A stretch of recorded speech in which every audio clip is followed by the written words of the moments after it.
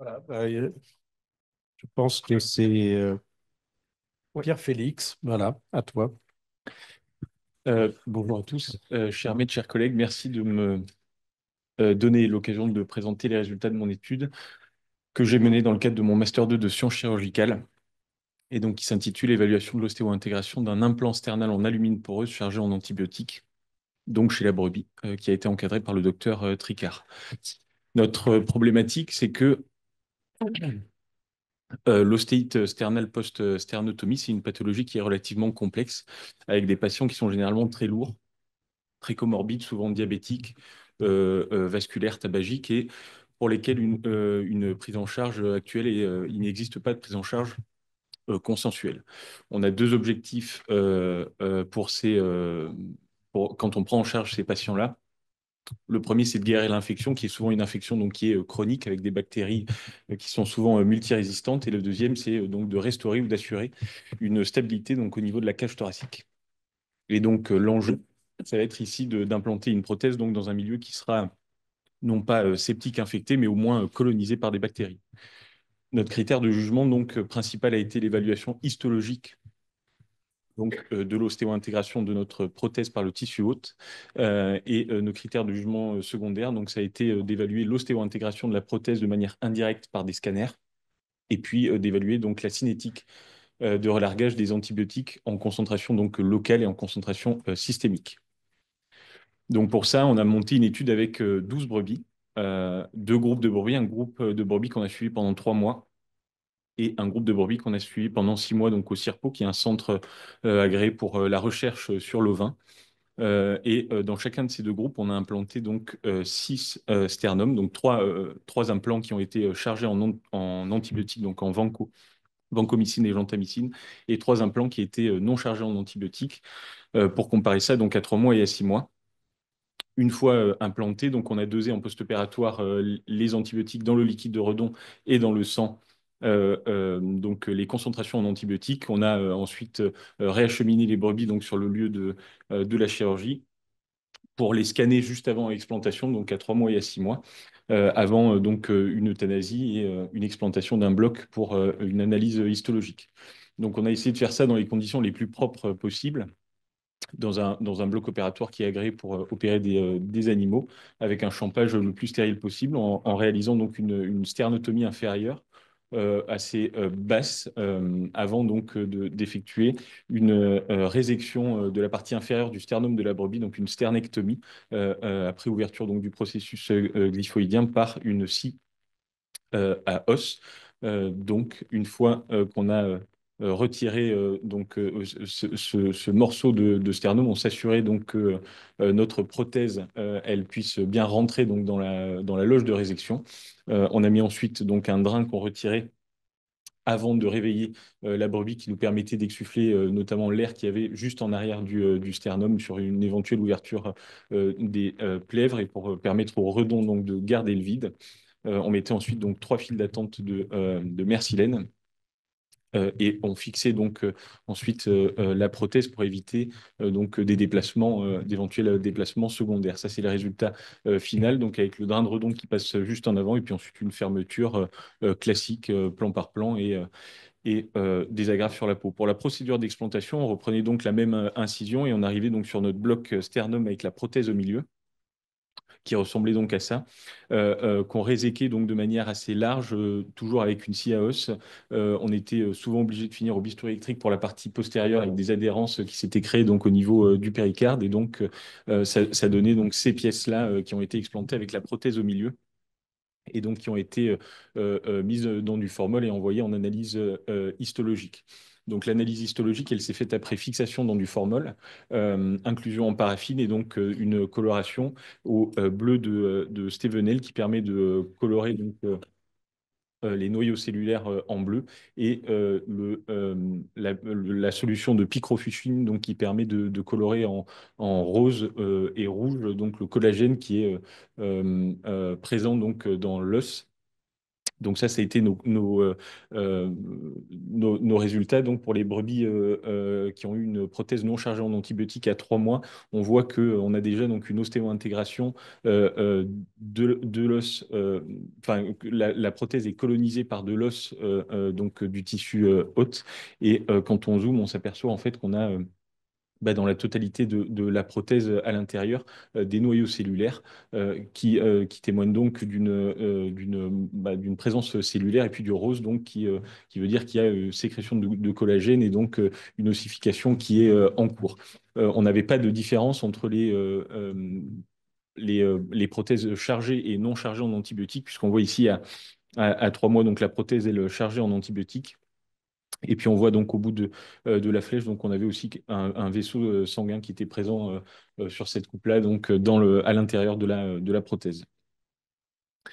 Comparé au groupe 6 mois pour les prothèses non chargées en antibiotiques et pour les prothèses chargées, on voit qu'on a globalement des résultats qui sont un peu meilleurs, avec une ossification qui est forcément plus avancée à l'intérieur de la prothèse, puisque 3 mois de plus avant des procédures d'explantation, et puis là encore donc des capillaires sanguins, des noyaux cellulaires d'ostéoblastes, et donc du collagène qui nous témoigne donc de l'ossification à l'intérieur de la prothèse, qui est donc intégrée dans l'os.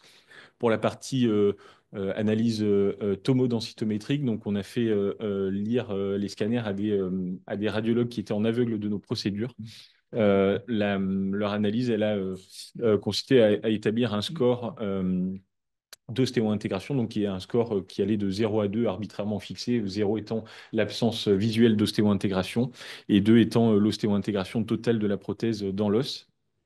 Donc, ça s'est fait sur plusieurs niveaux de coupe, sur la partie crânienne de la prothèse, ici, donc sur cette ligne-là, et puis ensuite sur 5 coupes axiales qui étaient repérées donc, par les 3 œillets de la prothèse et les 2 refends. Les 2 refends sont les lieux où on a eu l'analyse histologique et les lieux de coupe donc, qui nous permettaient ensuite de comparer l'ostéo-intégration radiologique évaluée et l'ostéo-intégration prouvée histologiquement.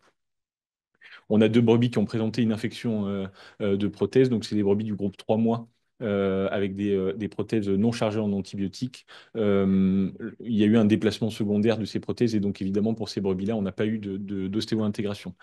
Pour la partie antibiotique, on a donc effectué des dosages dans les liquides de Redon sur la concentration en gentamicine et en vancomycine. Et à chaque fois qu'on faisait des prélèvements de liquide de Redon, on faisait aussi donc des prises de sang aux brebis. L'idée, c'était d'évaluer un éventuel passage systémique de ces antibiotiques ou non. Les concentrations donc étaient dosables chez la brebis en gentamicine à 24 heures, donc pour l'ensemble des brebis. Et 4 brebis sur 6 à 36 heures avaient une quantité de gentamicine qui était dosable. Euh, pour la vancomycine, donc ça s'interprète en air sous la courbe, puisque c'est un antibiotique qui est à la fois concentration dépendant et temps dépendant. Et donc, on avait des airs sous la courbe qui allaient de globalement 1200 à 2600 mg/h par litre. On n'a jamais détecté d'antibiotiques dans les prises de sang réalisées de manière concomitante sur les brebis. Euh, L'ostéo-intégration, donc on a retrouvé qu'elle était similaire entre les 2 groupes, entre les brebis qui présentaient un implant donc chargé en antibiotiques et les brebis qui présentaient un implant qui était non chargé en antibiotiques. Évidemment, à 6 mois, on a des résultats d'ostéo-intégration évalués par scanner et histologiquement qui sont un peu plus importants que ceux du groupe 3 mois. Euh, En ce qui concerne les antibiotiques, on a donc fait appel à des infectiologues et des pharmacologues pour nous aider à interpréter ça, parce que c'est pas vraiment des choses dont on a l'habitude de manier. Mais globalement, pour la gentamicine, on dit que la concentration nécessaire en systémique pour éradiquer une bactérie qui serait sensible, elle doit être à 8-10 fois la CMI. Et nous, on voit que sur des concentrations locales, là, on avait quasiment 10 fois la CMI d'une bactérie qui est censée être sensible à la gentamicine, donc sur des concentrations qui sont locales et non pas sur des volumes de distribution qui sont en fait systémiques. Pour la vancomycine, l'air sous la courbe de la brebis, enfin, l'air sous la courbe de la brebis qui avait la concentration la plus faible en vancomycine qui avait été dosée, eh ben, elle est globalement 3 fois supérieure à ce qui est nécessaire comme taux pour permettre d'être efficace avec de la vancomycine, donc sur une infection qui serait considérée comme grave à un staphylocoque aureus résistant à la méticilline.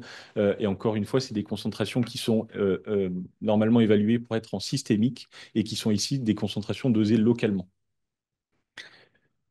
Donc, ce qu'on peut dire, nous, c'est que le chargement en antibiotiques de ces prothèses-là en alumine poreuse, en céramique, en fait, il ne perturbe pas le processus d'ostéo-intégration de ces prothèses. On a prouvé donc histologiquement notre ostéo-intégration.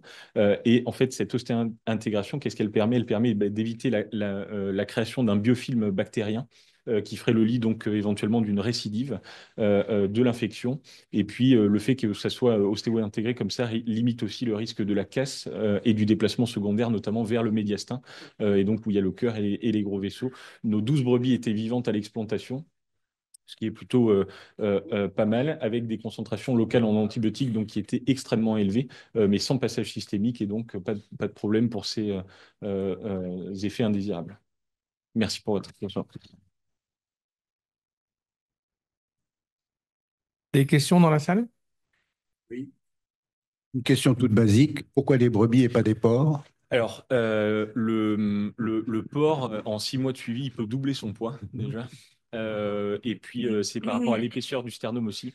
La configuration du sternum de la brebis est très différente du sternum humain. C'est un peu comme un rachis, en fait, le sternum de la brebis avec des sternèbres. Mais l'épaisseur chez une brebis adulte est relativement similaire à celle de l'homme. Et donc, la taille de la prothèse qu'on a implantée, c'est celle qu'on implante chez l'homme, quoi. Voilà. J'ai deux petites questions. La première des questions, c'est la solidité de la prothèse. C'est de la céramique, c'est bien ça. Ouais. Est-ce que vous l'avez testé ou pas du tout sur banc mécanique ou pas? Alors, elle est pas testée avec des études de rigidité, etc. C'est extrêmement fragile au moment de l'implantation. On a pété un implant en le rentrant dans le sternum d'une brebis qui était un peu trop serré. Donc, la prothèse s'est cassée, donc c'est effectivement extrêmement fragile.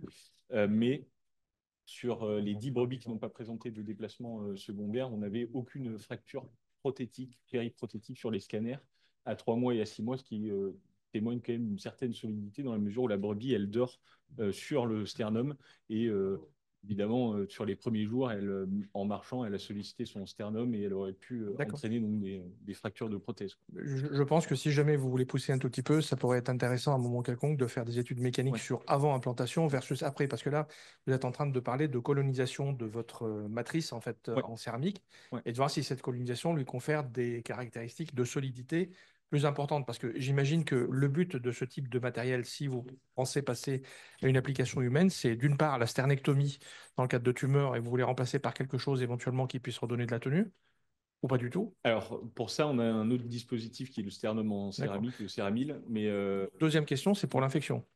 ouais, Et là, vous- c'est plutôt l'ostéite sternale post-sternotomie. Pourquoi vous avez pas ensemencé les animaux? Alors, c'est ce qu'on m'avait posé comme question au Master 2. Nous, là, l'idée, c'était juste de comparer. Il y a des études qui ont été faites déjà chez l'animal qui montrent que du fait de la configuration de l'alumine poreuse, c'est très favorable pour qu'il y ait une ostéo-intégration de ce matériau par de l'os. Nous, ce qu'on voulait montrer, c'est que de charger cette prothèse en antibiotiques ne perturbait pas l'ostéo-intégration. Et donc, pour ça, il nous fallait comparer deux groupes similaires. Et donc, je pense que si on avait infecté les sternums non chargés, on aurait eu beaucoup trop d'ostéites, de déplacements secondaires, de choses comme ça, et donc on n'aurait pas pu évaluer l'ostéo-intégration. Je comprends bien, mais c'est d'une certaine manière un peu. C'est pour cette raison-là que je vous demandais si c'était pour des stagnectomies ou si c'était pour des infections post-opératoires. Un peu dommage.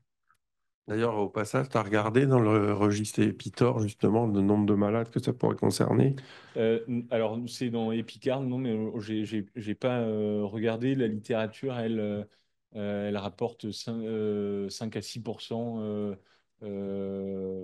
d'infections sternales comme ça post-sternotomie. Et puis après, le profil de malade, c'est souvent le même quand même. 5 ou 6%, on aurait besoin d'enlever le sternum en totalité. Ça me paraît beaucoup quand même. Non, non, c'est pas du retrait de sternum en totalité. La prothèse est designée pour aller entre les berges sternales. L'indication là pour cette prothèse-là, c'est plutôt la première reprise post-sternotomie du malade qui a le sternum qui est pas très stable, mais à qui il reste encore un peu d'os et qui a du pus qui coule par la cicatrice à J15, quoi. Alors, pour éventuellement doucher légèrement votre ardeur, là, il y a quelques années, on avait fait un travail prospectif randomisé avec les compresses de collatemp-G imprégnées Ouais. de gentamicine.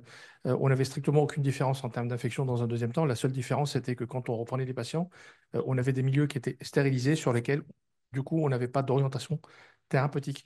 Donc, dire que là, on va rajouter quelque chose qui éventuellement peut se faire coloniser, c'est pour cette raison-là que la colonisation d'un os qui est infecté, enfin, ou de votre matériel dans un cadre infecté, pourrait être véritablement intéressante parce que aussi bien une compresse d'antéricule,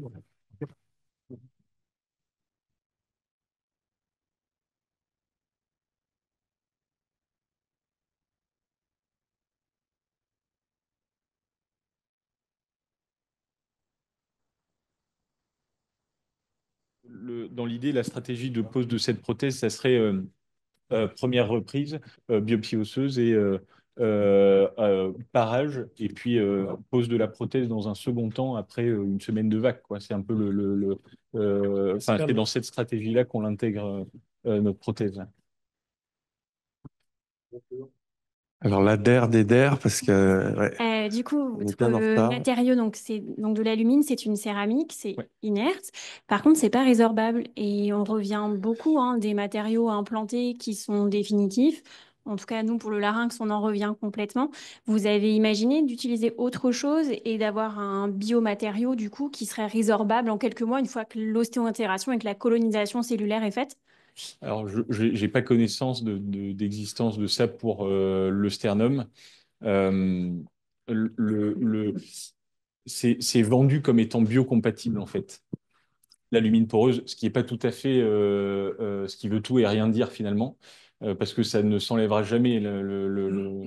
La céramique, elle ne s'enlèvera jamais. En fait, cette prothèse, elle va servir de tuteur pour reconstituer de l'os au niveau du sternum euh, sur une perte de substance qui sera relativement faible, puisque l'idée, c'est de l'implanter assez précocement, pas une fois que